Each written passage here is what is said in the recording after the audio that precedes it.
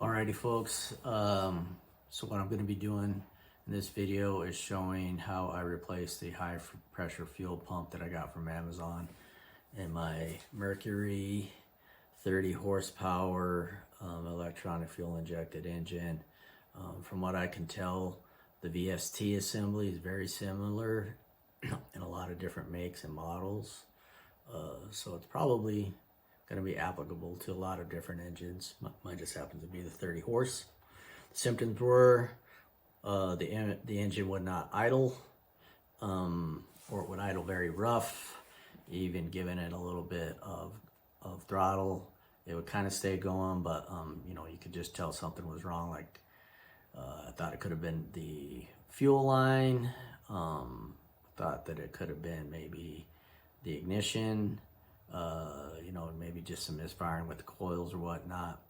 But ultimately what I did, and this is what I recommend you do, is there's a fuel pump on the back of the motor. This low pressure fuel pump. Mine was reading about 5 PSI, which I think is okay. That pumps fuel to the VST. It goes through a little float in the VST that fills it up and keeps it from, you know, getting too full, I guess. There's an electric pump inside of there that then takes that fuel pressure to the fuel injector rail, and then squirts fuel into the engine through the fuel injectors. So check the pressure on the low fuel pump, check the pressure on the high fuel pump. Mine was about 5 to 10 PSI, so I knew that was too low.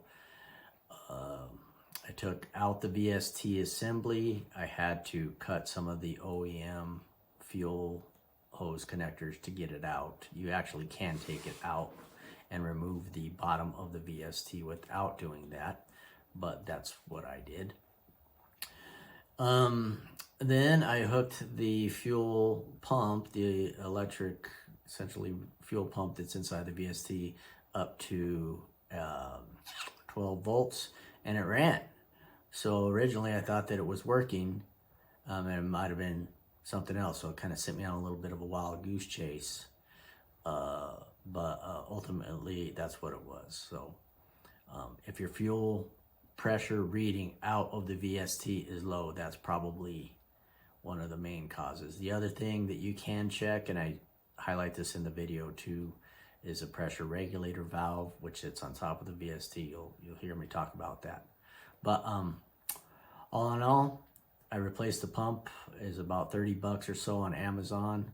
That's in the video too. And it purred like a kitten after I put it back together. I was pretty happy about that. Ran it for a while with the ears on it.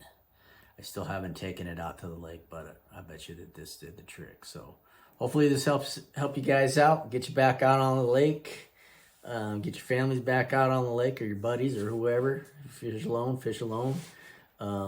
But yeah, if this video helps save you some time and some money, those VSTs I think are about 500 to 1,000 bucks each, and they're really not too complicated. But anyways, if it helps you out, hit subscribe, and if you have any comments, leave them below, and if you have any questions, leave them in the comments, and I'll see if I can help you out.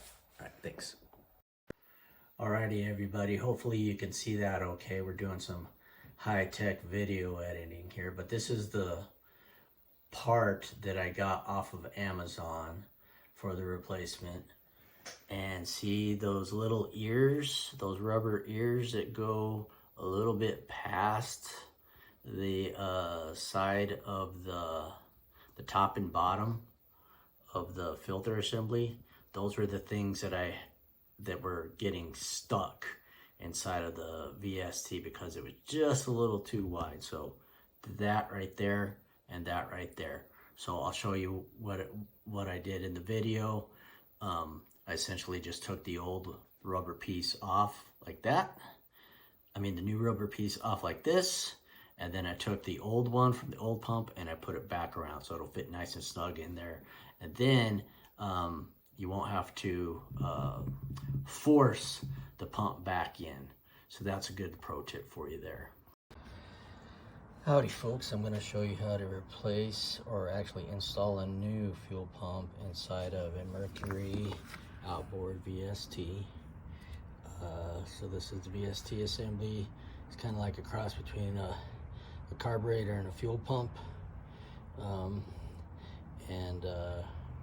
I was reading some low fuel pressure coming out of this bad boy. That leads me to believe that something was wrong with the fuel pump. These babies are very expensive, brand new, but you can find fuel pumps on Amazon and other places. This is the old one, and one thing that I did notice, if you could see that crack right there, I have no idea if that was impacting the pressure or not, but there's the bottom of it. The filters are basically just blown out of the bottom of it there. This is the new assembly that I got off of Amazon. It looks like it's the exact same size, and I think it was about 30 bucks, and you can see the filter screen on the bottom there. So let me take these bolts off real quick, and then I'll show you how to pop it back in. So you see up at the top there, there's some screws to take out. Very easy to strip screws, like a lot of carburetors are. I like to typically replace those with new ones, but I'm in a hurry to see if this fuel pump is gonna work. So that's before. This little thing here that sits right there, that's a fuel pressure regulator. And the way that I tested that, so you could pop that out, you could take those two screws out. Some of them are internal. You take those two screws out, that guy pops out, and see that big inlet there? So set your air compressor to 40 PSI, and you might get a little bit of air coming out of the bottom of it, okay? If you crank it up to 50 or 60 PSI, you'll really get a lot of air, because basically what that's doing is just regulating the fuel in the return line, okay? Anyways, just another little tidbit for you. Alrighty, got the top off of it, and you can see that there's a float in there. I had checked to see that the float was not blocked. Very similar to just a carburetor float. So basically that's controlling how much fuel goes into this bowl that the fuel pump sits in. So there's what that bowl looks like. So all I'm gonna do is plug the two little leads there, connectors, into that, right? Then I'm gonna make sure that this filter is properly lined down there on the bottom of the bowl, and then screw it back together, and then we're gonna go fire it up and see how it works. There's what the fuel pump looks like whenever it's plugged in. So you see that little inlet that was coming out the top there, just got plugged into that other section. So now I'm just gonna put that bowl back on top and screw it back in. Alrighty, thanks for watching. So far, project is a success. Boat is idle and fine.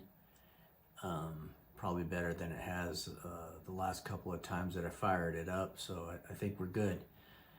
Friday I'll be taking this sucker out to the lake and open it up and see if we can get her on plane and get back to fishing. Hopefully this helped you out. Take care, bye.